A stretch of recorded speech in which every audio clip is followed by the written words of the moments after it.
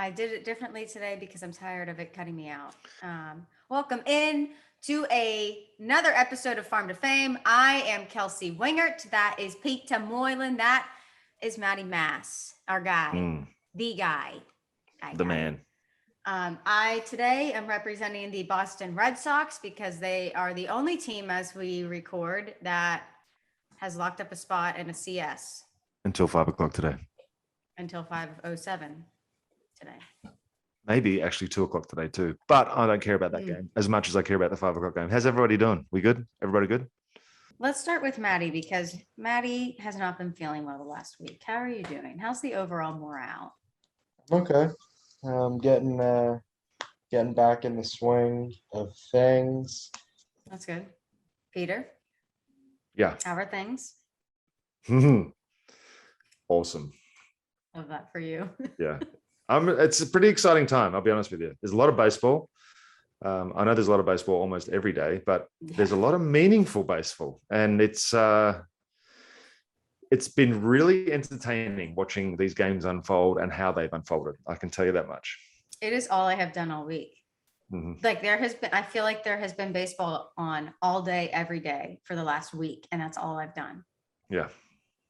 And it's awesome, right? Yeah. But I'm just like, I'm not watching anything else. I'm not going anywhere during the day. Like I'm hardly even looking at Twitter. That's how I got on Twitter last night for the first time, and really got on it. And there was some good stuff on there. I was like, man, this is why I used to be on this app all the time. Yeah. It's just so hard to keep up with. There's a lot of information out there. That's the thing. And I really need to just do a deep dive of my followers. I just never want to upset people by unfollowing them. But I have too many tweets on my timeline. I culled the other day. I got rid of all the news. I got rid of all the noise. And I'm just effectively just baseball and travel pictures and stuff like that. That's what my Twitter is. I need to grow a backbone and not care if a random friend from college who I haven't talked to in 7 years would be offended if I unfollowed them, because I don't care. Especially if they tweet a lot. Those tweets. Yeah. And if it's about the udders of the cow that's just come from Scandinavia, I'm like, I'll be honest with you, I don't need that right now on my timeline. Anyways. Yes. These are some thoughts that I have sometimes. That's very specific, by the way. Yeah. I am doing great. Love watching baseball. I asked you first. You know that, right? I don't know. Oh, okay. I thought you were having a go at me because you were like, well, I'm great. Thanks for asking. Oh, no. I just feel like I knew I was asked that question at some point, and I don't think I answered it. Good. Now we've got that. Yeah. All right. Lead us to the promised land. I don't have any life updates. Besides that, I found my wedding dress. Yes. Did you do on the TV show thing? I went to the store that does the TV show, but they were not filming that day. Although I said this and my mom cracked up, and it comes off cocky, but I feel like I would have been hilarious on that show. She said I pulled the most wedding dresses she has ever seen a bride pull before, but it was the first place I went, the only place I went, and I bought my dress. That is not shocking to me. Most girls go to 3 or 4 stores. I went to one, so I had to try them all on. You went to the biggest wedding dress store in the Northern Hemisphere, and you're claiming that I just went to one. It's like, I just went to Disneyland to go get on a swing. What do you mean? Stop it. Bridezilla. I'm just trying to act quick. Deadlines are tough with the world. Okay. Yeah. So our episode's going to be a little different today. Because obviously we're in the postseason. So you may have that as the beginning of most episodes from now until eternity. Yeah. Because we don't know what we're doing. What we're getting at is, if you have any ideas of a way to reformat our show for the postseason, if there are certain segments you want to hear, or if you like something we do this week, or you don't like something, tell us, because this is all trial and error, my guys and gals. So what we're going to do this week is talk about all 4 series that have gone on in the DSs, talk specifically a little bit about our guys, like our Wanders and our Randys, who are living in October. So we're going to go through all 4 series. We can give our predictions, but since we tape not the day of, it just might not make sense. And then we're going to tell you about the Arizona Fall League. Well, we could definitely make predictions, and that would make our predictions, if they come true, it would make us look really smart. Yeah. So we go ahead and say, well, I think it's going to not end tonight, and I think this is going to happen, and then that'll happen, and then game 5 will be this, and then we'll just be like, he was so wrong. That was just probably that'll be the consensus, I'm sure. Okay, so our episode today is going to be brought to you by Dugout Mugs, our friends at Dugout Mugs, who we love. So they are giving away free products all playoffs long, and all you have to do is film yourself drinking from any Dugout Mugs product. Maddie, are you getting this? So we can submit this? Okay. And then we're going to post it, and we're going to tag them on social media to be entered to win. This Dugout Mugs is my official entry into your free products all playoffs long contest. If you don't have anything from Dugout Mugs, which obviously isn't a problem for me, they are giving you a great discount to buy something now, so you can enter the giveaway as well. They're letting you get a knob shot, which is a shot glass, for free. FREE free at dugoutmugs.com/fame. You just have to pay for shipping, which is $8.95. I wish I have some of those knobs. Wine glasses. I don't have the knob shot. I have the little shot glasses. Have you seen their wine glasses? Oh yeah. Oh, did you see that? No. I have the shot glasses from when we were in Denver. But yeah, so like Peter just said, they have a ton of stuff on the website. So they have mugs, they have wine glasses, they have bottle openers, they have the shot glasses, and they're all made from baseball bats. It really is like a great gift with Christmas coming up. Listen, we're in October, folks. That's the 10th month of the year. December is 11. 12. So it's coming. So Dugout Mugs will be riding with us for the entire playoffs. So make sure you get in on the fun and support our friends over there, because we love them. You can go to, dugoutmugs.com/fame. Yep. Go to dugoutmugs.com/fame to get your free knob shot glass. My knob shot glass is so cool. It's our logo from Denver. Okay. So let's start out with the series that has been wrapped, and that is the Red Sox at the Rays. Game 1, the Rays won 5-0. Which was to be expected, which is what I thought was going to happen throughout the series. And then Game 2, you were not expecting. Boston took that one 14-6. Game 3, after an off day, Boston won 6-4. And then the next day, on Monday, the Boston Red Sox, 2 consecutive walk-offs, took game 4 and advanced to the ALCS with a 6-5 win over the Tampa Bay Rays. Incredible series, incredibly shocking series. Lots of questions. Or it's almost like, how did they do it? How did the Red Sox chop the head off the dragon that is just a beast in the regular season and just cannot get it done in the playoffs? What were the pitching matchups in game 1? It was Rodriguez versus McClanahan. Oh, McClanahan, 5 shutty. Yeah. Yes. 5 shutty. Fire Ison went 2 shutty that game. Yeah. Maybe because the talk was leading into this that they were going to run out of arms. Their arms are going to be too tired. Percentage of innings carried by that bullpen. No such thing as starters, really. I think they just ran out of gas. The last pitch Fire Ison threw was a 92 mile an hour 4-seam fastball that just looked like it was just nothing. It looked like BP.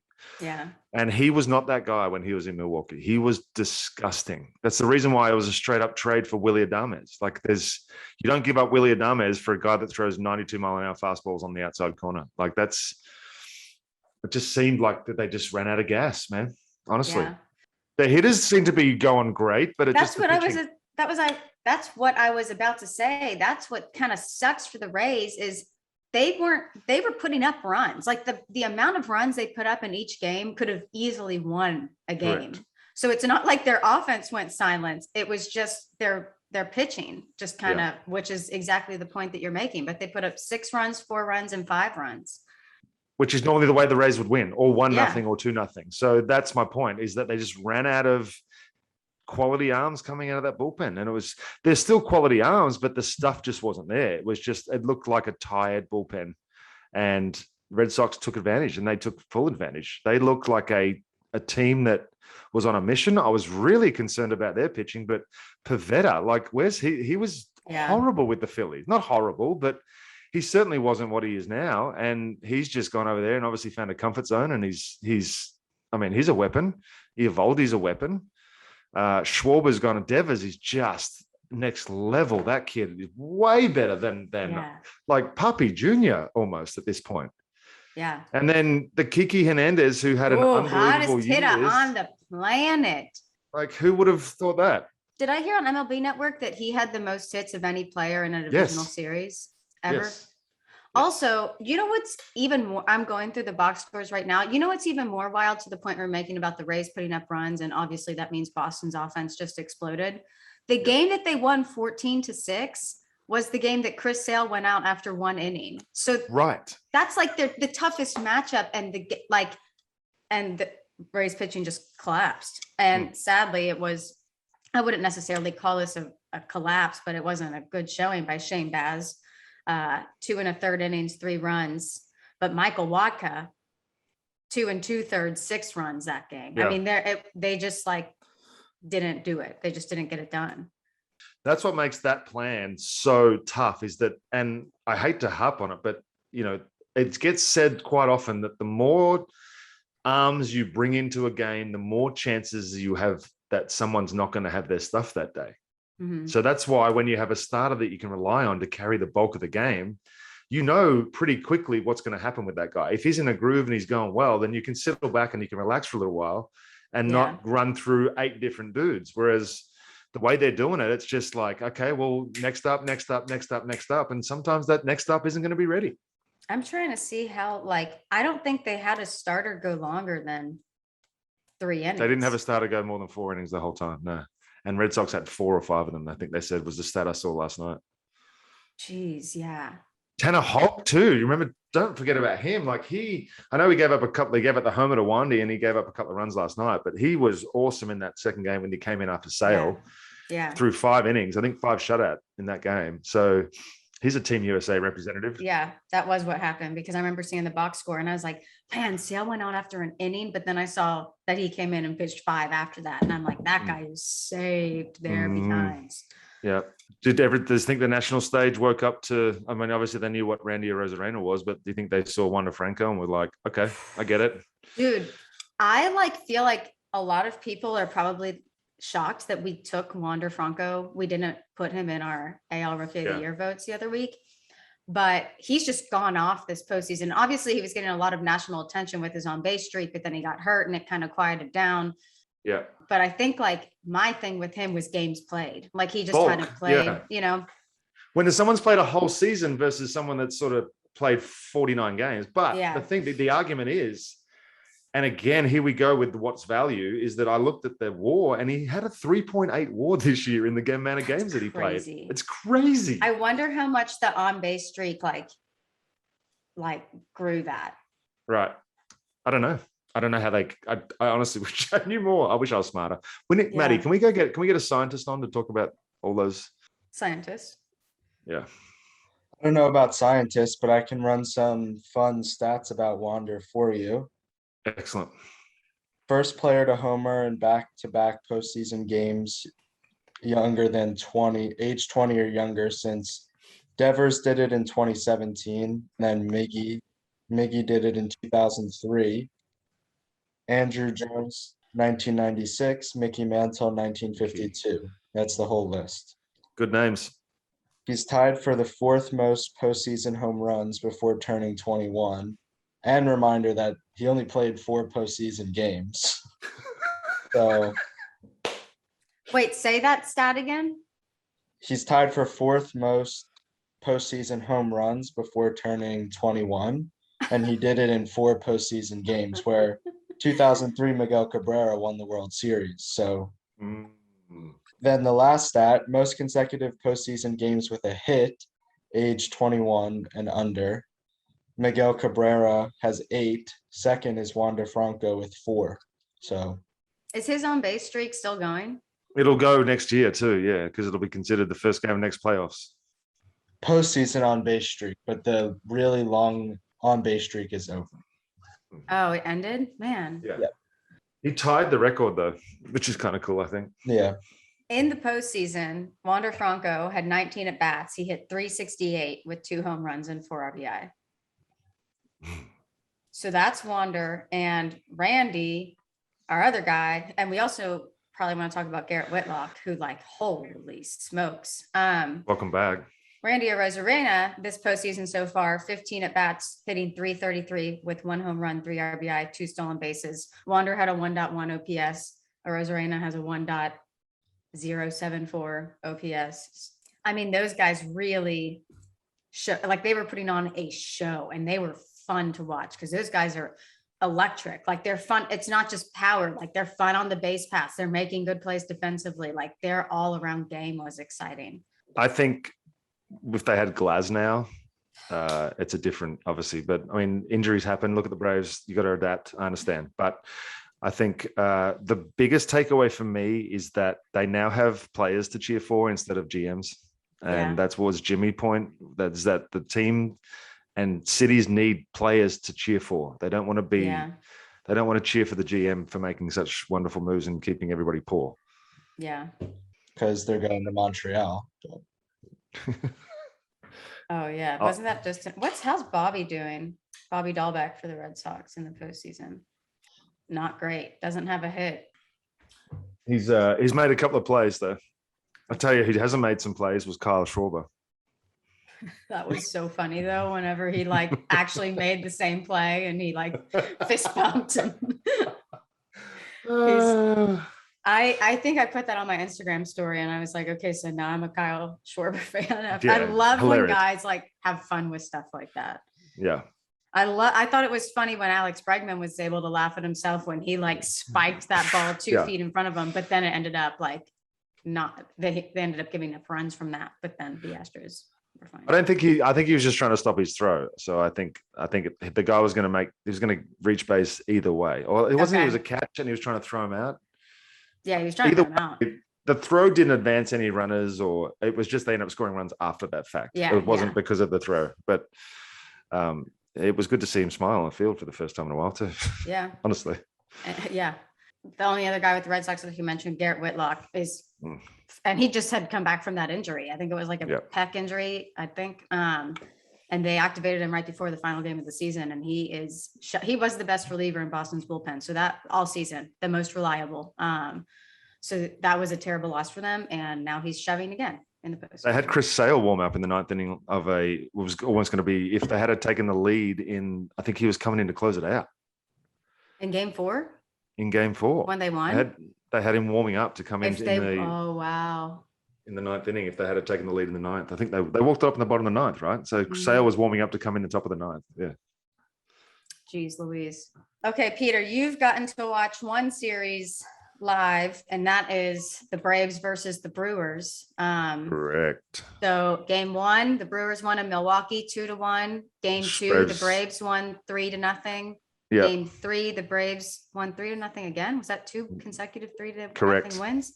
Yes. Braves pitching. I saw somebody posted a screenshot of the Braves pitching in the postseason, and it was like 0.69 is the Braves pitching ERA, and the next closest team is like a 2.4 ERA. So Braves pitching has given up 1 run in the DS. Yeah, but we're also facing the Brewers that aren't exactly a potent offense, and they've won based on, I mean, they're a good offense. I'm not going to take any credit away from them, but it's been a pitching series. Yeah. Smoltzy said it the other night that they scored 20 runs in the second game of the Red Sox Rays, and that won't be the total amount of runs scored in this whole series. So That's pretty insane. Unless today's an absolute pitcher's duel, because it's going to be bullpen game for the Braves, and they still haven't announced the starter. I think it's going to be Inoa, and I think they go with a combination of left-right for the rest of the day, and they just get everybody in there. This is saying Charlie Morton. They're going Charlie on short rest, are they? That's what they hadn't announced it before he went on, but this is Eric Lauer versus Charlie Morton. I don't know if that's accurate, but that's what the MLB app's saying. And I haven't seen anything on Twitter announcing Charlie Morton. And I saw on Twitter announcing Eric Lauer. It's on MLB. They must have announced it. Yeah, that's what I'm looking at. Man, is that on Twitter? So they're going for it, huh? You gotta, right? You don't want it to go back to Milwaukee. Not that. That's interesting. That is interesting. Oh yeah, that was announced like an hour ago. Wow. David O'Brien tweeted out last night, Snicker said every option is on the table for tomorrow's game 4 start, including Charlie Morton on short rest. Morton hasn't started on short rest in many years, but did pitch 4 innings of 2-hit relief on short west. In the Astros, yeah. In game 7 of the 2017 World Series. You're good. Dang. That'll be interesting. How many pitches did he throw in his first start? Just under 100. Okay, so he did kind of go. I didn't know if he had if he got taken out at like 75 or something. Max got taken out at 80. So that's the thing. They're going to bring Max back as well. But Max will be on regular rest. 6 innings of 2-run ball and threw 85 pitches. So that helps in that situation. And 85. Fried threw 81 pitches. 6 innings of shutout ball. This dude is Max Fried is a gosh dang superstar. Sure Superstar. Is.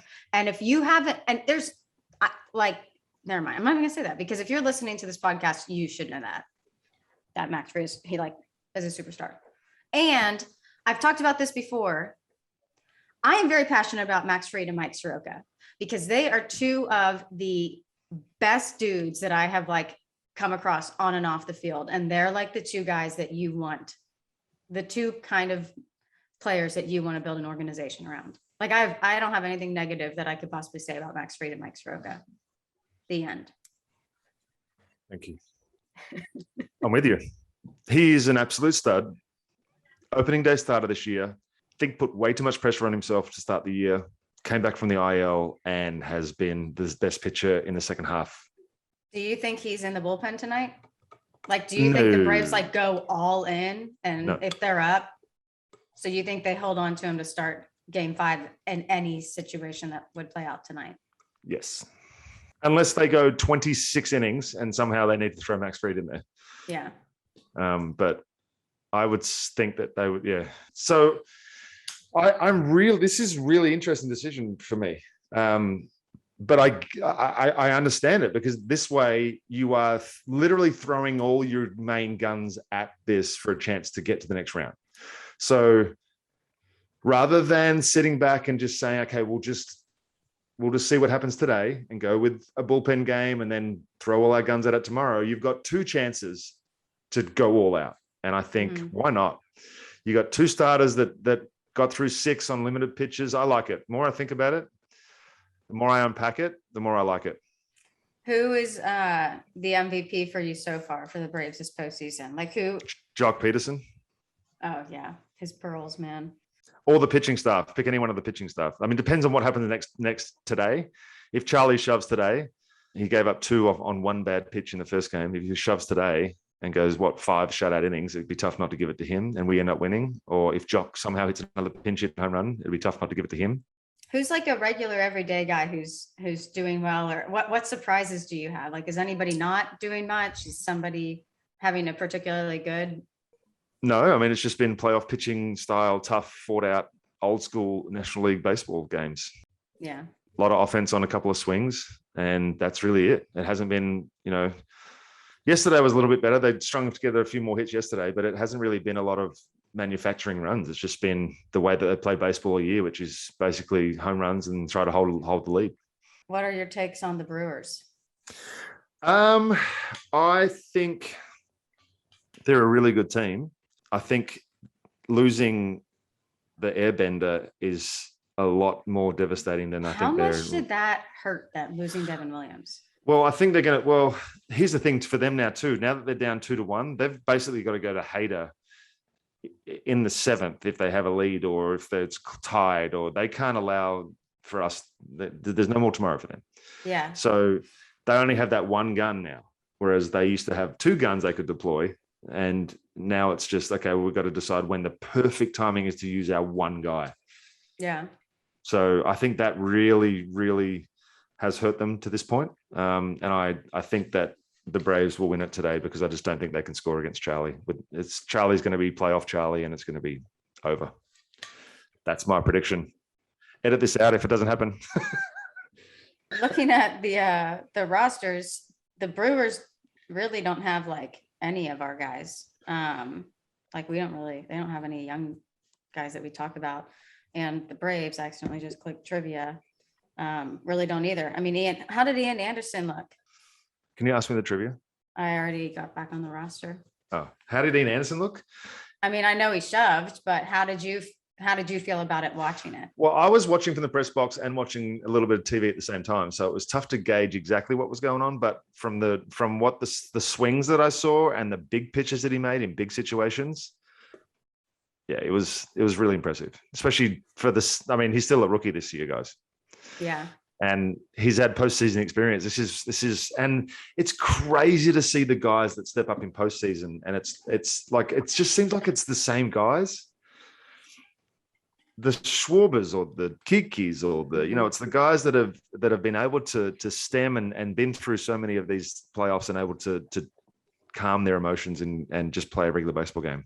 Well, John Smoltz was talking about Kike Hernandez, and I guess, I don't know I can't remember if Kike made a comment or a teammate made a comment, but it was basically just that like Kike was like born to perform in October. Like and John Smoltz was like, that really is a thing. Like there are players who are like made for certain situations. And like some guys are really made for these big moments with big crowds and it really loud and everything on the line.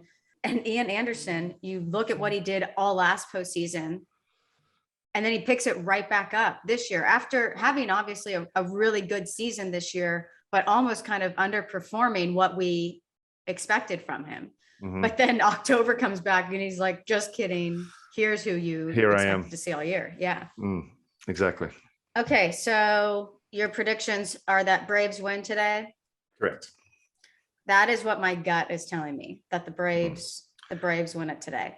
That's why they're doing this, because they don't want to have to go back to Milwaukee. They don't want to have to go back to that Minute Maid Park's a loud place. Home field advantage is a thing, especially with momentum. If they happen to scratch out a game 5, then the momentum's with them. Mm-hmm.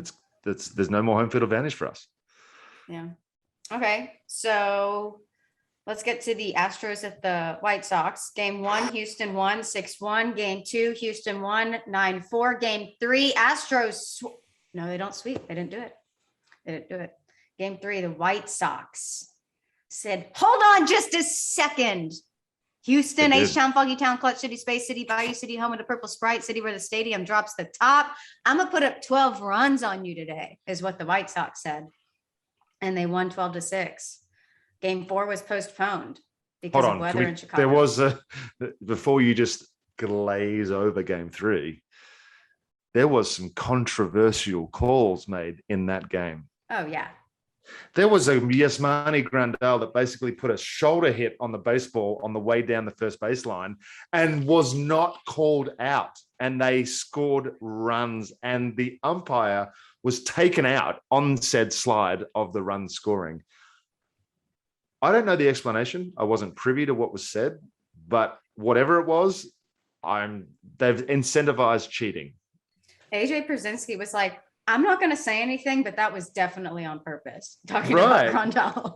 And the fact that he's the guy that's having to call that out, AJ will call anything out, but yeah, exactly. I mean, I was like, oh, AJ. Yeah.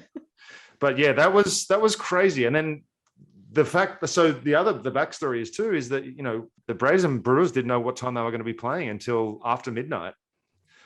So, and then they ended up getting the early game because it's like, okay. So the scheduling the 4 games, I love it and I hate it at the same time. Yeah. Because I miss so much of other things going on. It's like I miss, I can't switch the end of a game to watch the start of another game. So I miss so much of the start of the late game last night because I was too busy watching the finish of the other ones. Well, especially because the game last night, like you couldn't flip over to the Dodgers Giants because the other game was really good. So it's just like, exactly. I missed the first 3 innings of that game. I'll be really interested to see what happens today. Who's starting? So have they changed starters or they're going with It's two McCullers starters versus Rodon. That's right. The Astros skipped Urquidy to go to McCullers. McCullers, yeah. How did Luis Garcia look? He looked good until he gave up 2 singles and then got taken out, and then they gave up the 3-run homer from the reliever. So no, not all his runs. He was okay, but then that was kind of the momentum change too. When Dusty took out him and brought the reliever in, and it just first thing was a 3-run homer. It's like, ugh. Yeah. And that team the White Sox, you saw them getting a little bit of confidence, swinging the bat. Guys that you don't think swinging the bat, and the bullpen arms that they keep bringing out too. Kopech was pretty nasty the other night. People were screaming for him to come in, and he finally did. You know what? I think I watched the same game twice. I think that I saw him pitch in the game that he pitched, which says he went 2 1/3 and gave up 3 runs, which was like the complete opposite of what I thought he had done this postseason. And then when I was at the gym yesterday, the Astros and White Sox were on TV, but I think it was a replay, and I don't have the audio or anything because it's just on by the squat racks. And I think I saw him pitching again. And I was like, oh, there's Kopech again, but I think it was the same game. So he's really only pitched once this postseason, Kopech? Yeah. So I think the plan, so when they changed because when they trying to decide between Rodon and Cease for game 3, and they went with Dylan Cease, but they usually go with Rodon and Kopech as like the lefty-righty piggyback, I guess. Yeah. That's been the plan. But yeah, I don't know. The fact that he didn't throw in the first 2 games and then he came into that game, it's Tony La Russa, man. Who knows what's going on? But they won, and they won their division. Yeah. I also like the fact that it now kind of just eliminates some of the questions as far as like that division strength. Like that's what about the White Sox? Ryan Temporal, whatever, coming out and essentially saying that the Astros are cheating. Homeboy, you still have to put like, bulletin board. Like, come on, man. Like, they're going to hang 20 on you today. Right. And it's also like you punched out 5 in 6 innings. We get it. You had a great outing. Congratulations. Just be happy with your outing. Don't cause any more shit. Like, what's the point, dude? I mean, just to come out and say it the way that he did, I was like, dude, that's such a bold assertion to make. It screams like he's just trying to get attention. Like, that's what it screams like to me. And I don't understand it. Maybe it's not, maybe it is, but you don't, I don't know. How's Garrett Crochet looked? I see he had a scoreless inning in game 1. He looks like a lefty that throws 99 with a leg kick that could, like, he could be a judo master and a karate. I saw a dude jumping up and kicking never mind. Man, has he pitched in game 2, went 2/3 scoreless too after game 1. Andrew Vaughn got a hit last night. Yep. Oh man, he got another hit then. Tim Anderson has so much swag. He just hits, huh? He just hits all the time. Tim Anderson? Yeah. And he's just fun to watch. Okay, can I ask you a real quick question? And it's not about this, but it's about the next game. If I told you that the Giants were going to play the Giants were going to play the Dodgers, and Alex Wood was going to start against Max Scherzer, and the end of the game was going to be 1-0, would you have put money on that? And not in the favor of the Dodgers? No. Max Scherzer is so good. Yeah. I mean, man, he's been good since the Dodgers got him. Dodgers can't score. Although, did you see the last swing of the game? Gavin Lux hit a ball 106.8 miles an hour off the bat into the wind. Yeah. Were you going to say that? No, go ahead. I didn't get the actual numbers. It said the projected batting average on that was 890. but the wind was, and even I was watching MLB Central this morning, and Lauren Shahadi said on the show that the wind was so that she had never experienced anything like that wind in her life. And she had shorts on underneath her sundress, and she went around the dress and stapled the shorts to the sundress so the dress wouldn't like blow up. Like she used a stapler and stapled all the way around to, yeah. Wow. Like that's how windy it was. And I mean, you saw there was a clip of Max Scherzer almost falling off the mound when he was getting into it. And then he almost like fell over, and they had to pause the game or pause it. Did you see the foul pole swinging? Mm-mm. I'm not just doing this because there was a foul pole. There was a video of the foul pole swinging like this too. Oh my gosh. Yeah. The wind was crazy last night. And the Giants players were saying it felt like home. The Giants players were like, hey, we're good. It's beautiful. Yeah. Great night. But yeah, so that game was wild. Albert Pujols 2 for 2 yesterday. Yes, King. Yeah. Yes, He's become a King. left-handed specialist off the bench, and he's doing a pretty good job of it too. But the issue that I have, is that they're so athletic, and then when Pujols is in the lineup, it's just there's a fridge on the base paths. You can't get past him. If he gets more than one at bat, it's like, sorry, stop sign. What are you expecting in the series? Like who, before the series started, who did y'all expect to win it? And now who do you guys expect to win it? I think I picked the Giants, but I've done so many brackets that I think I have picked both teams. That's how, either way you look at it, a team that won 108 games to get to the division series is going to lose and not be in the championship series. Yeah. Are we okay with that? No. So you think that it should be reseeded on wins after everybody gets in? I mean, we said this last week. In any other division, the Dodgers would have wrapped up the division a month earlier and had a 15-game lead. You know, I mean, it's just like, that sucks. But I mean, it's part of what makes our game like so fun and entertaining. Special, right?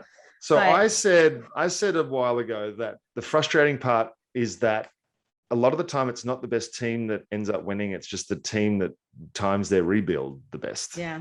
You know what I mean? Like which I guess is all part of it now. And I just wish everybody was trying to win every year. It would make it so much easier. Get a balanced schedule where everybody plays each other the same amount of times. And then you just reseed after the regular season and play playoffs like normal people should play playoffs. A couple of wild card games. I love the wild card thing. I love all that. You love the whole season coming down to one game? If it's not based on, so you couldn't have 207 win teams playing in the wild card. I think you should have 280, 85. Right. The lowest, the way that it seeds based upon wins on the balanced schedule, the bottom 2 teams have to play off to get into the playoffs. I think that's how it should work. Yeah. Or the bottom 4 teams have to play off to get in, whatever they want to do it. But it shouldn't be based solely on divisions, because I think that, it should be on wins. Like the Braves would have had to play the wild card this year. Yeah. And I think they should have played the wild card this year based on the amount of wins they got. Yeah. How about freaking Logan Webb? I had no idea. Like still to this day, I look at it and I go, okay, well, it's sinker slider and it's a changeup and he pitches. He's awesome. I'm a fan. Yeah. I mean, he went, a fan of the Giants. Was it 7 2/3 scoreless he went? Yeah. And didn't even look like he hardly even gave up a hard hit ball. Come on. I feel like his pitch count was super manageable too. Yeah, he was at 92 pitches through 7 2/3. They're going with DeScafani, who was their guy for most of the year, right? Until Webb, 167 innings to a 3.17 ERA. That's who's going. The Dodgers haven't announced their starter. Who do we think is going to start for the Dodgers? Who's lined up? Is it Urias, or would Urias be on short rest? No, he went 5. He went 5 and he threw 72 pitches. I don't know who the Dodgers are going to go with. They could go bullpen game, but I just hope that we see Brewster Gratterall at some stage throwing 101 mile an hour bowling balls. Let's go. With no effort. Let's go. Prediction? Yay! I really I don't know. And I don't even know who I want to win. Like, I don't know anything. I don't know who I think is going to win. And I don't know who I think I want the Giants to win. So do I. Good. I'm glad you said that, because the Dodgers, the big bad Dodgers, have had it for too long. The Giants are the underdog. Everybody loves the underdog. I love the Dodgers. I love everything about the Dodgers, but I think it's the Giants' time. I think they've played them so well this year too. This is the Giants' year. So it's like if they're going to make a run for it, it has to be this year. Selfishly, I think the Braves play the Giants better than they play the Dodgers. Yes, and I think the Giants play the Dodgers better. So I think, honestly, that if the Giants get through, that it's going to be a better series for the Braves. That's why I think that I want them to get through. I definitely think the Braves have a better chance against the Giants than the Dodgers, because I feel like there's a mental component of the Braves and the Dodgers to it, because the Braves just and I don't think any player would admit that, and maybe a lot of guys don't feel that way, but I feel like the fan base, when they see the Dodgers, they're like, but like the Giants and the Braves won that. Did they win both of the series versus the Giants in the regular season? I can't remember. Honestly, I should know that. I think that I know they won at least one, the most recent one, I believe. I think they lost 2 out of 3 in San Francisco, but maybe 1, 2 out of 3 here. That's my guess, and I'm locking it in. 2 hours later. You were right on both of your thoughts about what happened between. So that was an evenly matched regular season series, right? But I think also too, when you think of it this way, okay, so how much more satisfying would it be as a Braves fan to watch them go through the Dodgers to get through to the World Series, as opposed to avoiding them and having that still be a thing for years to come? And if they were to beat them in the year that Acuna's hurt. What the heck? And then he's coming back next year as well. Yeah. Everything's pointing to the Bravos for years, people. Years. Jeez Louise. So that is all 4 of the series going on. So our official predictions for the championship series in the ALCS, we have the Red Sox, and we have them playing. Did we vote on this? I'm saying the Astros. I'm saying the Astros. Okay. Maddie. Astros. Okay. Thank you.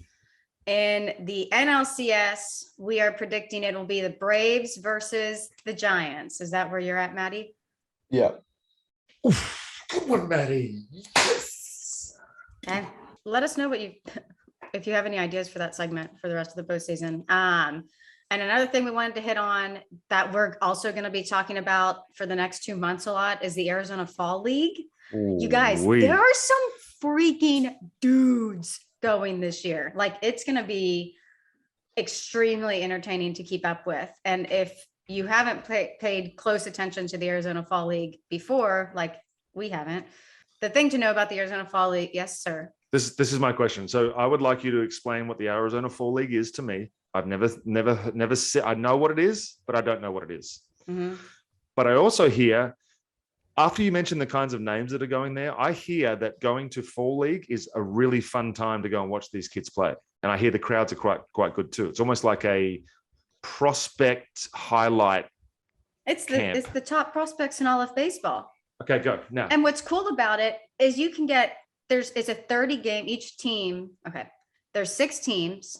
Yes. And all 30 baseball MLB teams send their top prospects to these 6 teams. So each team gets to send 7 guys. Okay. All 6 teams play a 30 game schedule. You can get a season pass for $100 to a 30 game season. Like, that's probably why there's so many people there. Like, that's so fun. That's great. So yeah, it's all 30 teams sending 7 guys there. Some of the names who are going to be there this year. One that I'm most excited about is CJ Abrams, because that's the Padres' #1 prospect, MLB 6 prospect, but he broke his leg and like sprained his MCL in late June, which ended his season. And I don't think anybody was expecting him to be able to play in the AFL. That's pretty quick. Yeah. So, and he was hitting 296, maybe pushing for a late season call up if he kept performing at the level he was performing at. So this will be really cool to see how he does. They're also sending Mackenzie Gore, who everybody knows. Tristan Cassis is going, Spencer Torkelson, Nolan Gorman, Nick Gonzalez, Asa Lacey, Shaylin Lears. If you listen to our draft show last week, you're basically naming half our team. Yeah, seriously. Wow. I'm fired up that Jackson Rutledge and Cole Henry from the Nationals are going, 2 of the 3 major pitching prospects over there. Did you say road trip, Kelsey? Did you say you want to pay for a road trip for us? I'm not kidding. I would so be down for that. So yeah, I mean, there are some major dudes going there this season. So I'm actually very excited to keep up with it. I wish more of the games were televised, like the All-Star game and the championship games televised, and that's it. I would suggest that there may be a YouTube link to be able to watch just the standard I wonder if camera. there is. Because that's not hard to do. Yeah, I bet you there is. Like, but I just like hearing announcers and stuff. I bet you there's radio. I mean, there has to be something. But there's 17 of the top 100 prospects who are going to be there. And we listed, oh, I didn't even mention Riley Green is going for the Tigers. So the Torkelson and Riley Green are going. Marco Luciano for the Giants is going. So it's going to be very entertaining. So we'll be keeping up with that as well. Play begins on October 13th and it is October 12th. So it begins tomorrow when this episode comes out. We have to go. Yeah, I would so be down to go. Even if it's just a couple of days, go watch a couple of games. I think we have to go. We have to go set up out there, do a pod from out there, see if we can get some interviews. And I think we can do it. I think that'd be very, very, very fun. Mm-hmm. I'm in there. I go to New York next Monday through Wednesday. Peter, do you have anything that you would like to tell people that you may be doing? Nope. Why? Because you said you were going to. Let's try that one more time. No, Peter, do you have anything? I do. I'd like to make an announcement, everybody. I'd like to make an announcement. What I have here in my hands is a pair of game-worn Peter Moylan WBC spikes, Australian team with the drag marks still on them, with the dirt from the WBC. I'm willing to give these away for one of our loyal new and old followers. So you're going to do this giveaway on Twitter. I wonder if there's like, I wish we would have thought about the parameters of the giveaway before, because I wish there was something that like people who heard, like we could give the people who are listening on the podcast a keyword that they get an extra entry for listening to the podcast instead of all of the people who are going to find out just through Twitter. But then that's just like more work for you to keep up with. It sure is for Maddie. But you know what? I don't know. Let's just see how many, if you hear this on the podcast, whenever you see Peter's tweet, if you just respond the word pineapple. Okay, pineapple to that tweet, and it may or may not give you an extra entry. But we just want to see if you're listening. We will try to find a way to help it benefit you. Just haven't really come up with the giveaway yet. So pineapple. Safe word, pineapple. Yeah. So that's what we got planned for today's episode. We're going to be figuring this out through the postseason. But the one thing that we do know is that we're going to keep being here every Wednesday. And we're going to keep bringing y'all episodes. And I hope our personalities are enough, because what do you mean? We're figuring it out as we go. I'm going to be in Australia. I got my flights for Australia, so I might be in Australia. So there could be a league. When are you supposed to go? 26th of November. I got to see you before you go. Like we got to. I think we've got time. We got time. Yeah. I'm leaving for the North Carolina mountains right now. Ooh, go mountain man. I'm going. Not shaving for, I might shave just because I want to look good. No, you're a mountain man. I'm a mountain man. Okay, y'all. That'll wrap up today's episode. Watch some baseball. This is some good baseball. We can't wait to talk about more baseball with y'all. Thanks for watching. We love you. Farm on, farm often. See ya next Wednesday. That's the music. You don't even need it. I just helped you out editing, Maddie. You don't even need to put the song on anymore.